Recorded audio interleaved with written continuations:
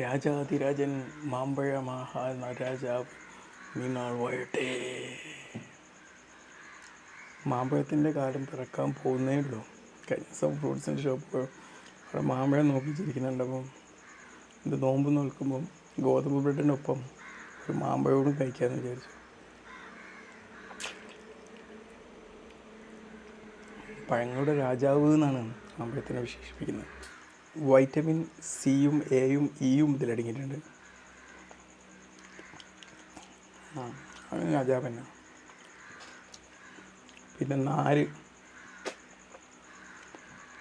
ദഹനത്തിന് പ്രോത്സാഹിക്കുന്ന നാര്, പ്രമേഹം നിയന്ത്രിക്കാൻ നൽകുന്ന നാര് അടക്കിയിട്ടുണ്ട്. നേച്ചുറൽ ഷുഗർ ഉള്ളതുകൊണ്ട് നമുക്ക് പെട്ടെന്നൊരു ഇൻസ്റ്റൻറ്റ് എനർജി കിട്ടാൻ നല്ലതാണ്. മാമ്പഴത്തിനകത്ത് വൈറ്റമിൻ സിയിലോട് എന്താ ഗുണം? നമ്മുടെ പ്രതിരോധ സംവിധാനത്തെ ശക്തിപ്പെടുത്താൻ നല്ലതാണ്.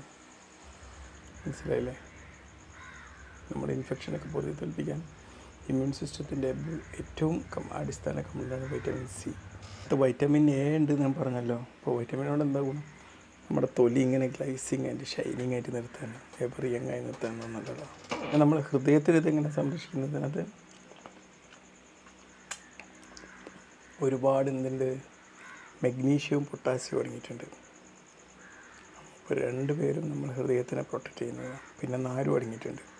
അപ്പോൾ ബ്ലഡ് പ്രഷർ കുറക്കാനും നമ്മൾ ഹൃദയത്തെ സംരക്ഷിക്കാനൊക്കെ ഏറ്റവും അടിസ്ഥാന സംഭവമാണ്. വെയിറ്റ് മാനേജ്മെൻറ്റിൻ്റെ ഇത് തടയുമെന്ന് വെച്ച് കഴിഞ്ഞാൽ, വെയിറ്റ് മാനേജ്മെൻറ്റിന് ഓവറായിട്ട് കഴിച്ചില്ലെങ്കിൽ മാംഗോ കഴിക്കുന്നത് നല്ലതാണ്. പിന്നെ ഇതുകൊണ്ട് വല്ലാണ്ട് പഴുക്കാത്ത ഇളം പച്ച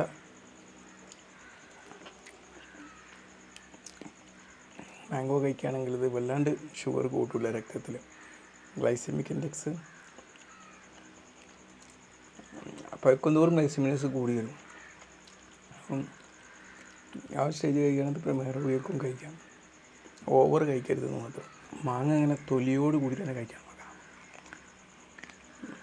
അപ്പം കണ്ണിൽ കാണുന്ന വിറ്റമിൻസൊക്കെ തൊലിയിൽ കാമ്പിലുള്ളതിനേക്കാളും ഉണ്ടാവും. പിന്നെ ജ്യൂസ് അടിച്ച് കഴിക്കാതിരിക്കാൻ നോക്കാം. ഷുഗർ ആഡ് ചെയ്യാതിരിക്കാൻ നോക്കാം.